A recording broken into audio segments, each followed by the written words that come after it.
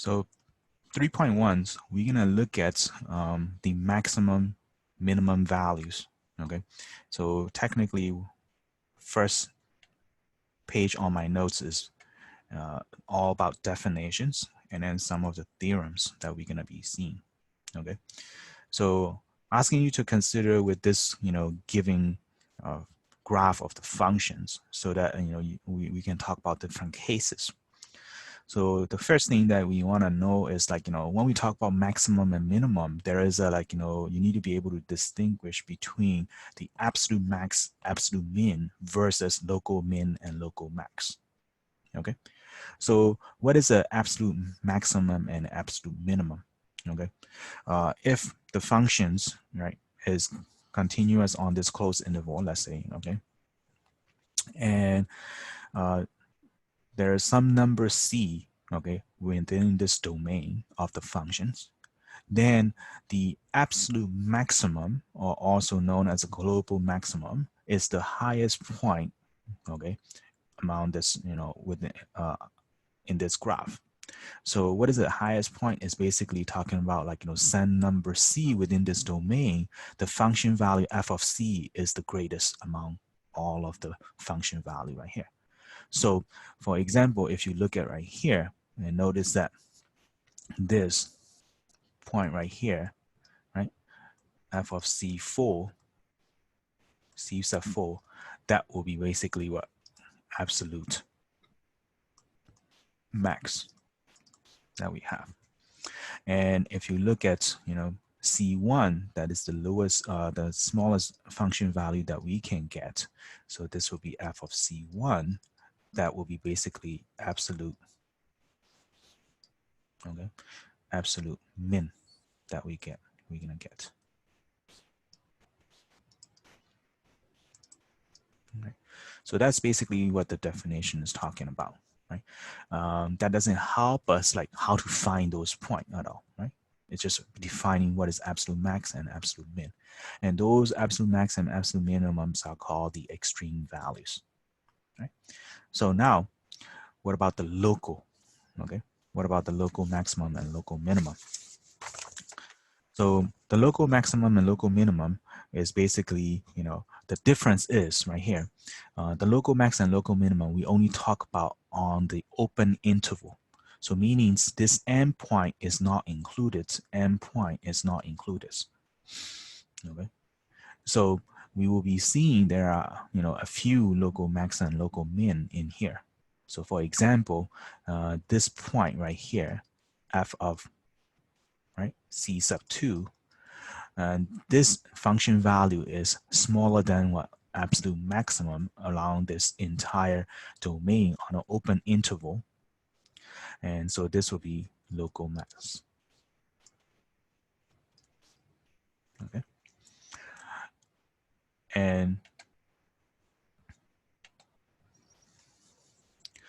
And this point right here, okay, f of c sub 5, that is one of the low points, right, on this interval of domain. So this will be local min. And notice that this function value is not smaller than this absolute max. And as well as right here, this is also local minimum, FC3, which is going to be what? Also local min. Okay.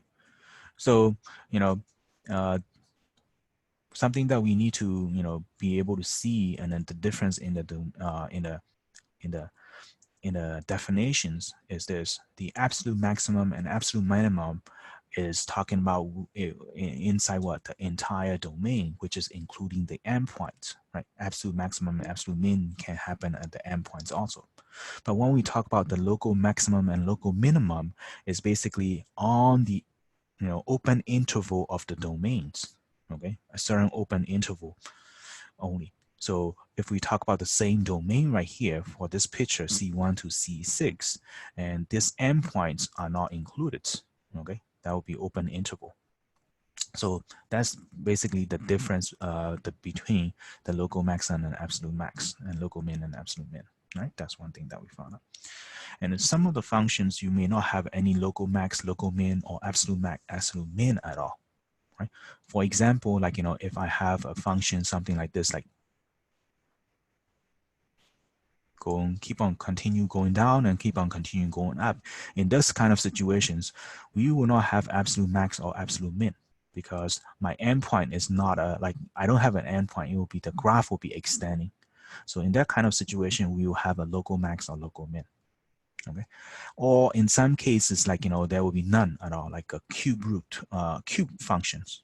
Okay. X to the third power function. And in this kind of situation, you can see that, the endpoint, there's no endpoint because the graph will be keep on going down as x approaches to negative infinity, and then my y value will be going to infinity as x approaches to positive infinity. So there's no endpoints. So there is no absolute max or absolute min. And there is no loop. We can see that in this, cube graph also. So there is no local max or local min as well. So we will be able to see like this kind of situations later on also. But with only the definition so far, we don't know how to find or how to determine. Okay, there is a local max, local min, absolute max, or absolute min yet. So, any questions before I move any further from here? All right. So the next stop is basically the theorem, which is called the extreme value theorem. Okay. The extreme value theorem say that if f is continuous on a closed interval AB, then f attain an absolute maximum value or absolute minimum value, some point in between that closed interval. Okay. So what is the key thing right here on this extreme value theorem? Right. Extreme value theorems is basically talking about if, right, you have a continuous functions on a closed interval, meaning the endpoint is included, then this extreme value basically guarantee that for sure within that range of the domain, right, within that domain, closed interval, you will find out absolute maximum and absolute minimum at some point C in between them, or D in between them, okay? C and D between them. So that's basically what the absolute extreme value theorem say. So this is basically the extreme value theorem basically, have only one condition that basically is what? You need to underline that continuous on a closed interval. And once that satisfied, then you will for sure, you know that there will be absolute max and absolute minimum. But this theorem doesn't, this theorem basically only talk about like, existent, doesn't talk about how to find those yet either, right? So when we are doing a problem, basically we can basically, look at is that condition met or not, and if does, then we will be able to find out absolute max and absolute min. That's all we know. But we need a technique to do that, and then we will talk about that very soon.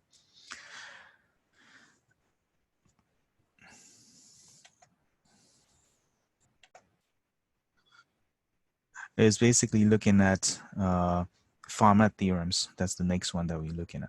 A Fermat theorem basically say that if f is a local maximum or local minimum at a point C, and then f prime of C exists, then f prime of C must be equal to 0. So the Fermat theorem is basically talking about the case right here. Okay,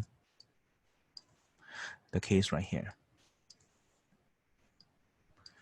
So if you have, if you have a functions on an open interval, and you already know that, C sub 2, C sub 4, and then C sub 5, if they are local maximum and minimum, then and then also f is the differentiable at that point, then the Fermat's theorem basically say that, okay, f prime of C sub 2, that will be equal to 0. Meaning because of this is a local max, your tangent line will be a horizontal tangent line at that point. Okay, your tangent line will be a horizontal tangent line at that point. So that's basically f prime of C sub 4 is also, and f prime of what? C sub 5, that is also what? 0, because we're gonna get all the horizontal tangent line right there. So that's what the Fermat theorem states.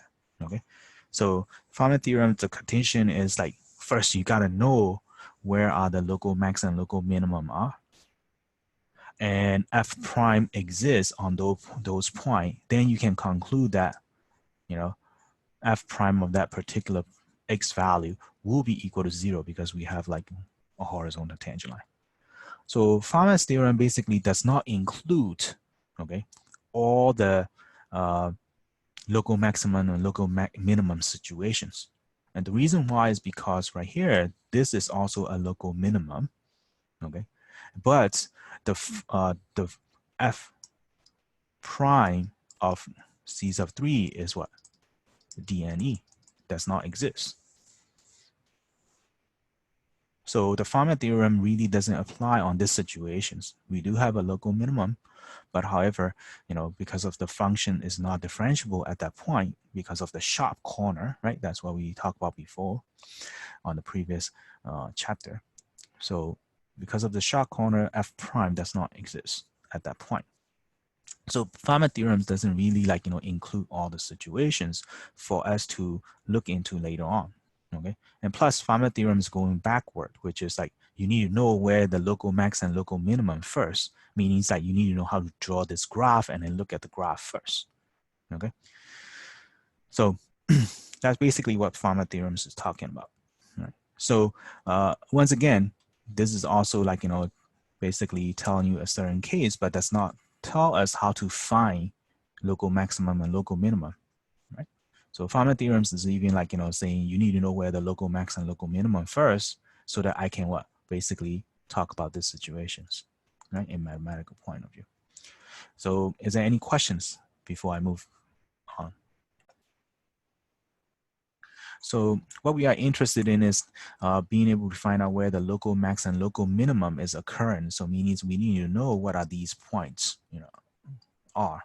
So the next definitions, which is on the next page, is basically talking about a critical number. So these C1, C3, C4, C5 will be, you know, called as a critical numbers. So what are the critical numbers, right? So according to definition, critical number is basically, you know, a number where f prime of C that is equal to 0 or f prime of C is DNE, does not exist.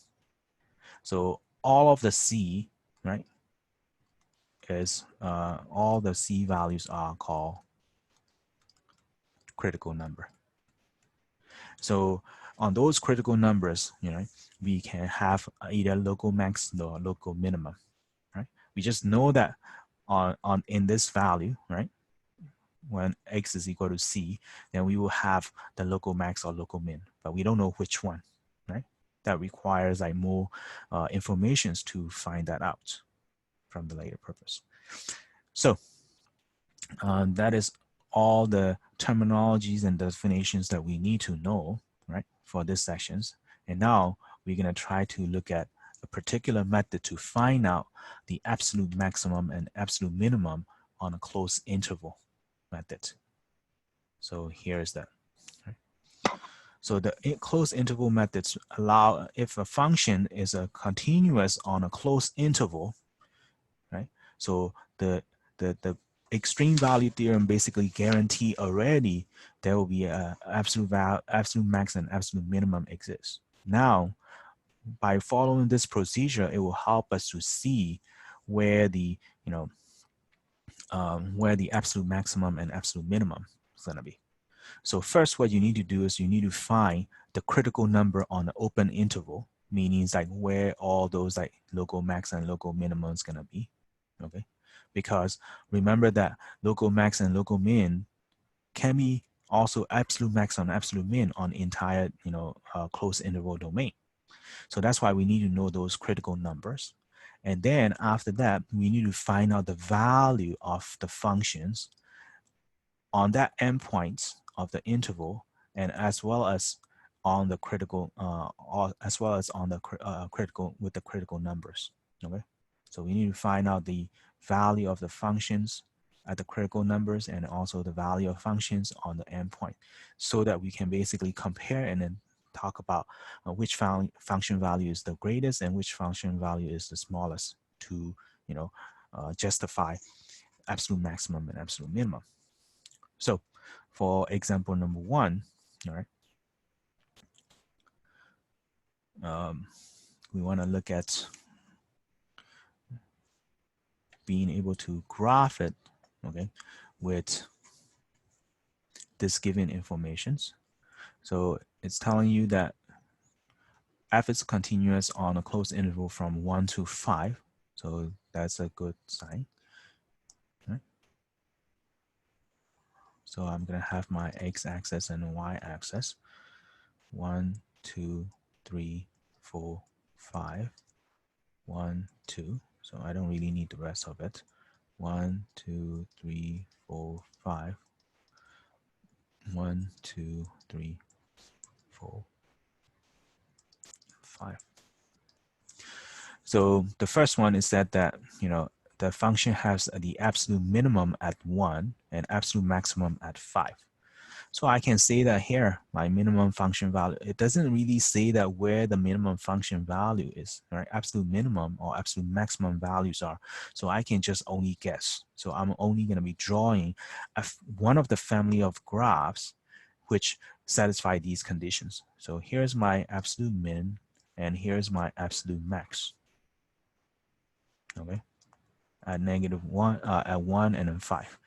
And it said that there is a local minimum at 4. So I would say that here's my local minimum at 4, and then local maximum at 2.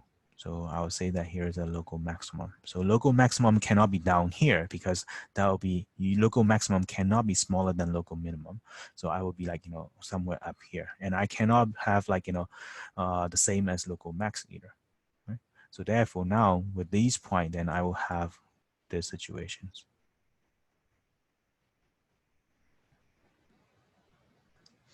So I will have like, you know, a peak on those local max and local min, and then also the absolute max and absolute min. This is absolute max, and this is absolute min, right? And these 2 points are local max and local min. And this is only one of the many graphs that satisfy these conditions right here. Okay? So knowing where the absolute max, absolute min, and local max and local min on the interval allow us to graph a little bit like, you know, faster and easier. Right? So is there any other questions before I move any further? So in this example, what we are interested in is being able to find out, you know, what are the critical numbers are, right? So according to the definitions, the critical numbers occur on when the function is differentiable on a within the domain, and some number in that domain C, right? The f prime of C will be 0, or f prime of C is basically what? D and E, that's not defined. So first off, in this problem, part A, we are looking at function f, which is a polynomial function. So we know that a polynomial functions, the domain is, right, all real number. And we know that polynomial function is continuous everywhere and then differentiable everywhere, right? So therefore, we don't have to worry. Therefore, what's going to happen is this case will not apply for this function. So we won't be able to find out any number C which will, you know, make a not differentiable. Okay. So to find out, you know, critical number, first I need to know what is my first derivative graph is. So this will be 3x squared plus 12x minus 15. Okay. So to talk about the critical number, that means my f prime of C, that will be equal to 0. So we are looking for where the first derivative function is going to be equal to 0. So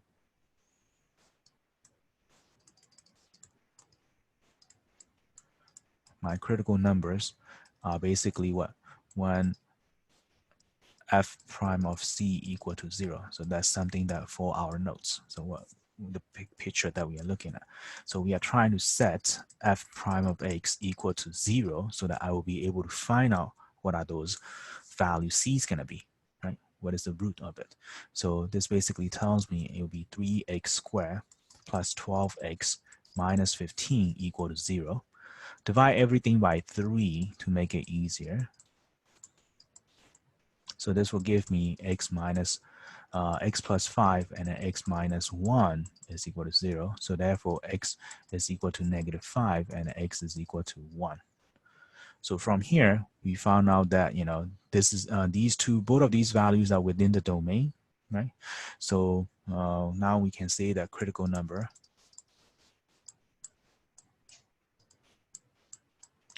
that are basically negative 5 to 1, right? Negative 5 and 1. So is there any questions before I move any? So example number 2, part B, that's basically a rational function. But however, this rational function is a good rational function because it's defined everywhere. You can see that x squared plus 4 in the denominator.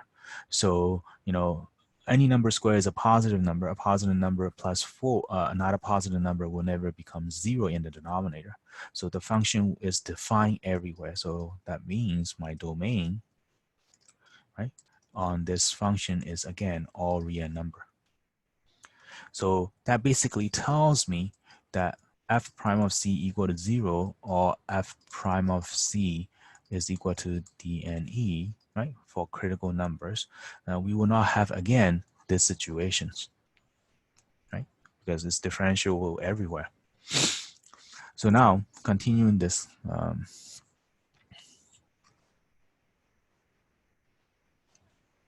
g prime of x, and using the quotient rule, take the derivative of the numerator, which is going to be 1 minus 0, times with denominator, minus the numerator times with derivative of denominator, and all over denominator square. So simplifying a little bit, this is where I mentioned it before, like, you know, when do we need to simplify? This is the kind of situations you need to simplify, right? So that you can continue. So this will become x squared and then plus 4. And when I distribute it, I should put right here 0. My bad, sorry. Right? Because when you take derivative of the denominator, with 2x plus 0. So when I distribute it, that will become negative 2x squared and then plus 2x over x squared plus 4 quantity square. So this basically helps us to simplify right here a little bit more. That will be negative x squared plus 2x plus 4 all over x squared plus 4 square. So like before, right, if we want to find out the critical number, what we are thinking about is what? Critical number, right? It only occurs on what? For this particular case, right? It will be only occurs on f prime of c equal to 0. Because once again, your if you look at your denominator of g prime, I should say this, g prime, okay? So the denominator g primes right here, denominator of g primes will never become 0. So therefore, this situation is out, right? So that tells me g prime of x is equal to 0, and then we are interested in which x value is giving us that. So negative x squared plus 2x plus 4 all over x squared plus 4 quantity square equal to 0. Multiply both sides by LCD to clear the fraction. So x squared plus 2x plus 4 equal to 0. And this is not factorable. So what you can do is you can use the quadratic formula to find out what is your, you know, critical number is going to be. So this will be negative b plus or minus square root of b squared minus 4 times a times c all over 2a. So this will give us -2 plus or minus the square root of 16. 16 plus 4 is 20, and all over -2. So that basically gives me, like, after you simplify it, right, square root of 20 is basically 2 radical 5. And then when you factor out -2 and then reducing it, this will become 1 plus or minus square root of 5. That's what's going to left over. So now we got 2 critical values on this entire domain again. So my critical numbers, right,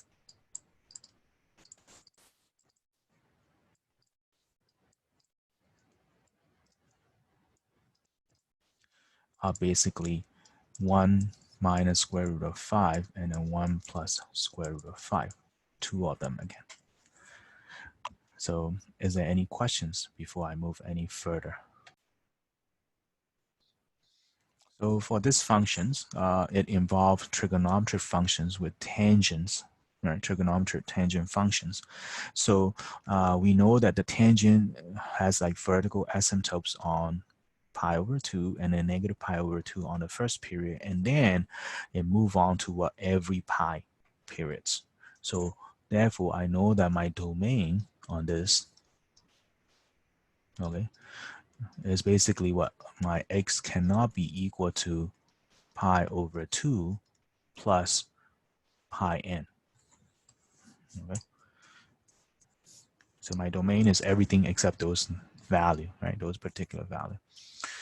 So that's important to know, so that we, like, later on we can talk about, like, our critical numbers. Right? So first, I'm gonna try to find out the first derivative of it, which is equal to h prime of x is derivative of the first term will be 4, and then minus, and derivative of the second term, which is derivative of tangent, is secant square x. So like before, what we want to do is we want to find out my critical number. Okay? So the critical numbers, basically, we are looking at h prime of c equal to 0, or what? H prime of c is equal to d and e. Okay. And we can see that, right, the domain of this, right, the h prime is basically also x cannot be equal to pi over 2 plus what? Pi n. Right? Because cosine cannot be what? Pi over 2, negative pi over 2, 3 pi over 2, so on and so forth, all of them. So what happened is we know that this h prime, right, is going to be, does not exist on these value. So we're going to have to think about those two situations now. Okay, but let's talk about the first one. H prime of c, right, is equal to 0. So in general, h prime of x is equal to 0. So we are trying to solve 4 minus secant square x is equal to what? 0. So which value is going to help us to get this situation? So we are basically looking at, secant square x is equal to 4, because you subtract 4 and multiply both sides by negative. And when you take the square root on both sides, that will become plus or minus square root of 4 is basically 2. So we have two situations in here. My secant of x, that is equal to -2, or another case that I need to find out is the secant of x, that is equal to what? +2. Okay. So to make it easier, this is basically, you are talking about secant is 1 over cosine. So therefore, my cosine x is equal to -1/2. Do we follow how I got this quickly? Right? That's the question. So now, when do we get cosine of an argument that give you -1/2, right? So you can basically look at, on this chart, right? Cosine is a negative, on what? This is basically half, so therefore you're going to be looking at like radical 3, -1, and 2. So this is basically what going to be 60 degree right there, right? Good. So this will tells me that my cosine is not on right here is a -1/2, and also cosine right here is a -1/2. Oh no, my bad. Sorry, cosine right here is -1/2, right? So therefore, that tells me my x value, that is basically is going to be 2 pi over 3, which is this value right here. And then one more, right? 3 pi over 3, and then 4 pi over 3, we're going to get this. So the cosine is -1/2 on 2 pi over 3, and then 4 pi over 3. And then that's going to be continue oscillating, right, over the periods of 2 pi n. So it's in general. So we got two solutions right here so far. And then similarly, if I look at, the secant x is equal to 2, that will basically talk about cosine of x is equal to 1/2. So which angle, right, which measurement of the angle on the cosine functions give me 1/2? That will fall into quadrant 1, which is going to be 1, 2, rod 3, which is 60 degree, or in quadrant 4. So this will help us to get quadrant 1 is pi over 3, and in quadrant 4 is basically 6 pi over 3 less 1, so it'll be 5 pi over 3. And then you are talking about, every 2 pi period, this is going to be true. So basically, we got what? A lot of, critical numbers, because we didn't really set it up like within which domain, okay, which closed interval or which open interval. So we will get a lot of them, but this is going to be in general. Okay? So now from here, this basically tell us, okay, so this basically tell us our critical numbers is going to be all of these, but I need to also talk about this case right here before I conclude it. H prime of x is equal to d and e, right? So we already know that, the first derivative of this functions is does not exist when the value of x is pi over 2 plus pi n, right? But however, this is not in the domain of, right, all of these value, I should say equal to.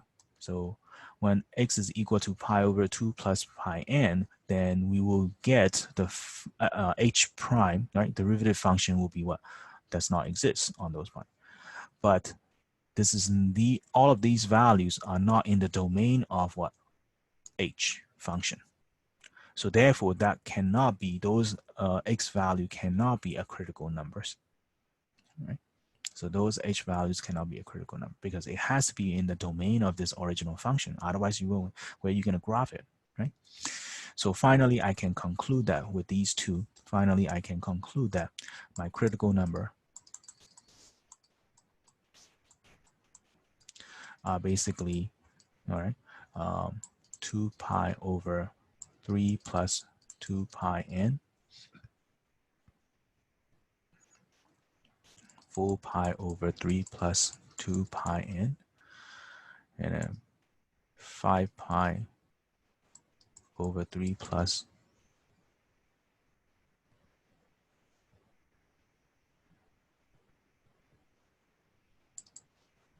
2 pi n,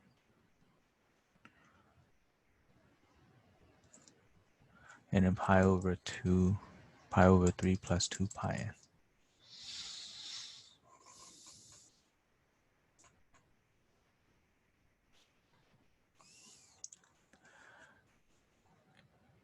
So let me stop right here.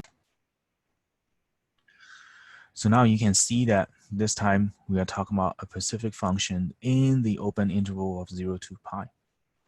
So our domain is in this open interval, right? So if I want to find out the critical number, so I need to find out what is my first derivative function is, and I need to use the chain rule right here. Derivative of cosine is sine, and times with the inside part, which is going to be 4, right? Derivative of inside will be 4 in that function. And then plus, and 2 times derivative of sine is cosine of 2x, and then times with derivative of inside will be, which is derivative of 2x, that will be 2. Simplifying a little bit, this will become negative 4 sine of 4x plus 4 cosine of 2x. So to talk about the critical numbers, since this is a sine function, my first derivative function is sine and cosine. So it is defined everywhere. And then remember that we are only interested in the interval from 0 to pi. So in this case, we're gonna be like cutting off a lot of answer, not gonna be in general solution like the previous one anymore, right? So looking at this, my critical number, right? And this times is only gonna be, considering, we only need to consider f prime of c equal to 0 because we already decided, right? We already determined that the first derivative function is sine and involved with sine and cosine, which is defined everywhere. So it's not gonna get f prime of c is the any case. So now I will work, my bad, sorry, I keep on saying f prime. This will be k prime of c, right? So now we will be looking at this, which is k prime of c that is equal to 0. So that's basically negative 4 sine of 4x plus 4 cosine of 2x that is equal to 0. We are solving this equation. Divide both sides by 4, right? Negative 4 is up to you, whatever you want. So that will become sine of 4x is minus equal to sine of 4x minus cosine of 2x is equal to 0. Now, to be able to continue this, you need to know your trigonometric identity, which is sine of 4x. I can look at it as a sine of 2 times 2x. So I can use the double angle formula for this sine, which is going to become 2 sine of 2x cosine of 2x minus cosine of 2x. So that's how I can rewrite the identity, using the identity to rewrite sine of 4x. Okay. So this allowed me to, factor a little bit neater in this case. So when I factor out cosine of 2x, and this will left with 2 sine of 2x minus 1 equal to 0. So this will allow us to continue work on it, which is cosine out of 2x is equal to 0, or we're going to be looking at 2 sine of 2x minus 1 equal to 0. So in this case, we want to look at when will cosine, right, be equal to 0. So this angle will be 0 when it's going to be what? Pi over 2 plus pi n, right? Because we got pi over 2, 3 pi over 2, and then 5 pi over 2, so on and so forth. So this is the general formula. And my x will become pi over 4 plus pi n over what? 2. That's what we will get. Now, what we are interested in is we are interested in, in the interval of only 0 and pi. So this is a general formula. So I need to basically find out how many, x value will fall into this interval of domain and only also satisfying these situations. So when we know that this is where what n is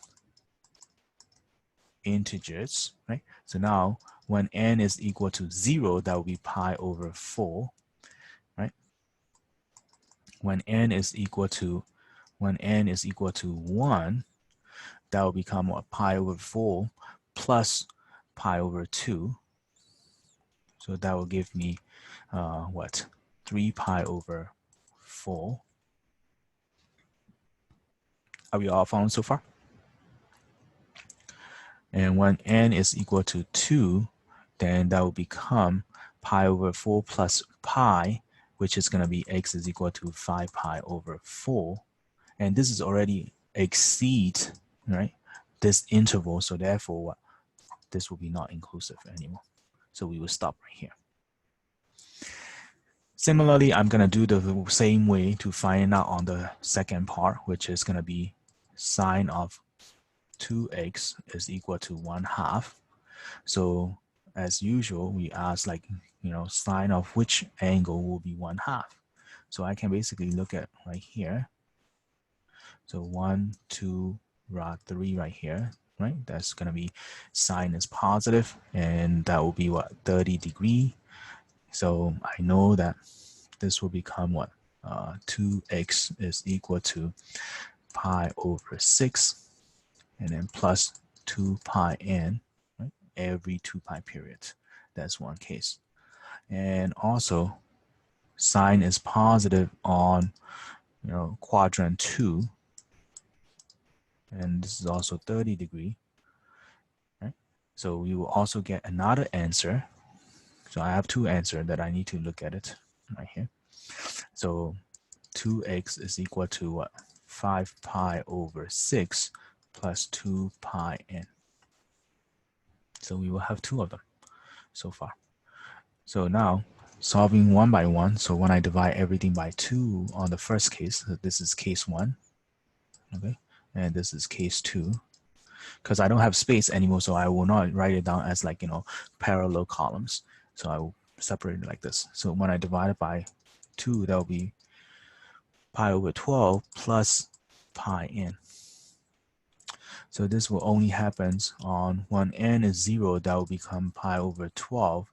When n is equal to 1, is already over the interval limits, which is going to be 13 pi over 12, which this cannot be our solutions anymore. Similarly, when I divide both sides by this will be 5 pi over 12 plus pi n. So when n is equal to 1, that will be 5 pi over 12. But when n is 0, it will be 5 pi over 12. When n is equal to 1, that will become 17 pi over 12, which is already over the pi limits. So this is not. So therefore, finally, I can conclude, right?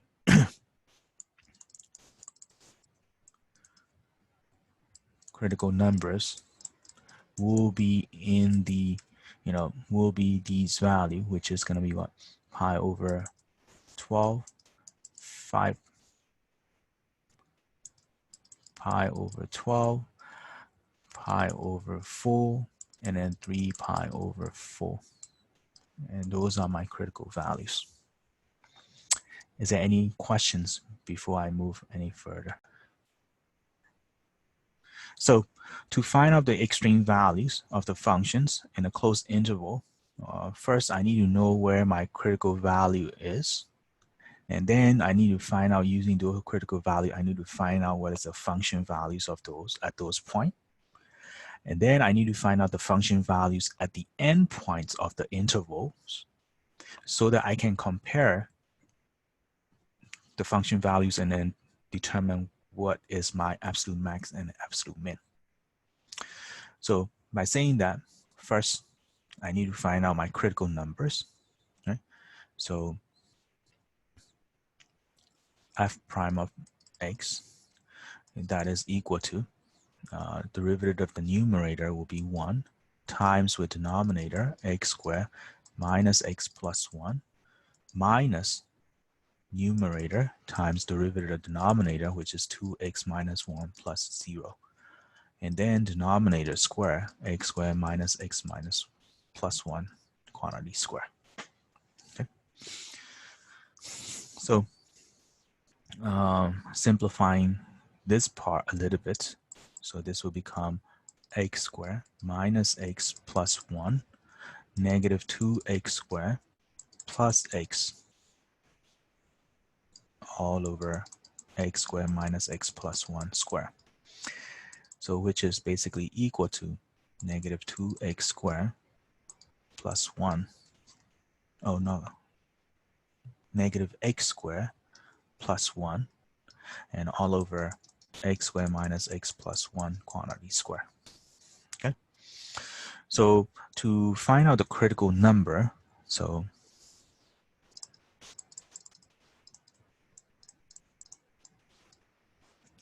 we need to know that f prime of c equal to 0. And now the question is, would the denominator, right, ever become 0? Is there going to be irrational zeros or not in the denominator? That's why we need to look at it, right, to be able to talk about this. So here's a question mark. I'm going to put that first, and then we're going to talk about this case, right, dne. So I need to check this part also. The easy part is f prime of c is equal to 0. Right? The reason why I'm saying that is because this is not a factorable case, so I need to know, like, what kind of situation I will be getting right here. So finding out this f prime of 0, f prime of x is equal to 0. That is basically talking about negative x squared plus 1, right, all over x squared minus x plus 1 equal to 0. So that gives me negative x squared plus 1 equal to 0, and which allow us to get 1 is equal to x squared, and then I will have plus or minus 1 is x.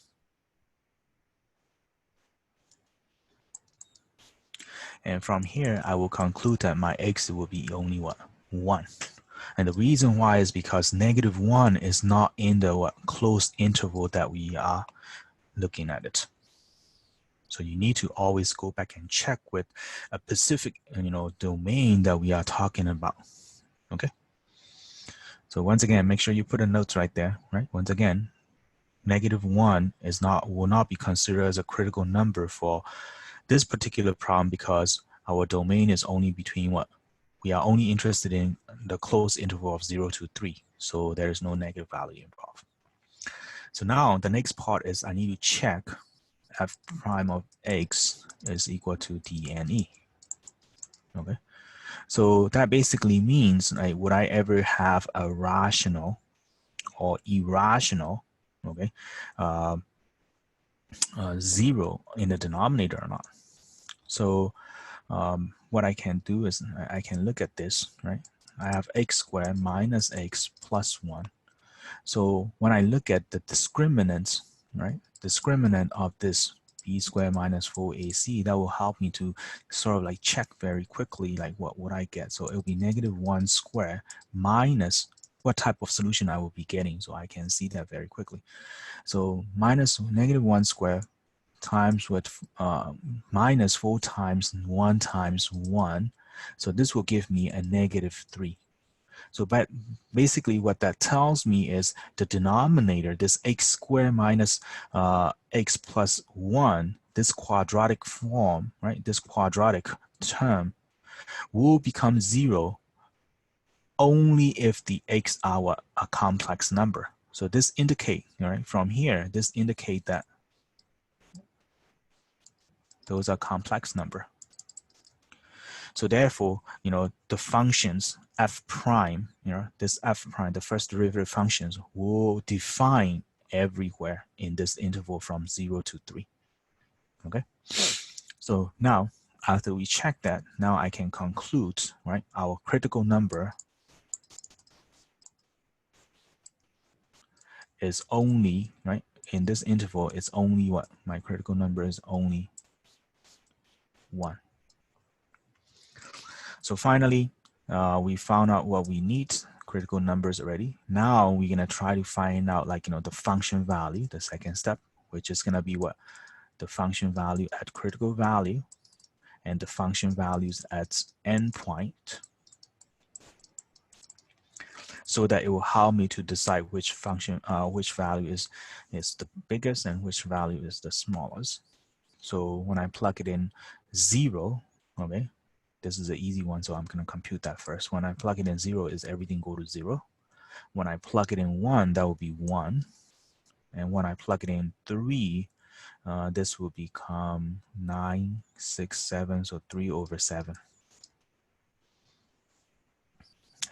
So we are plugging into this function value right here.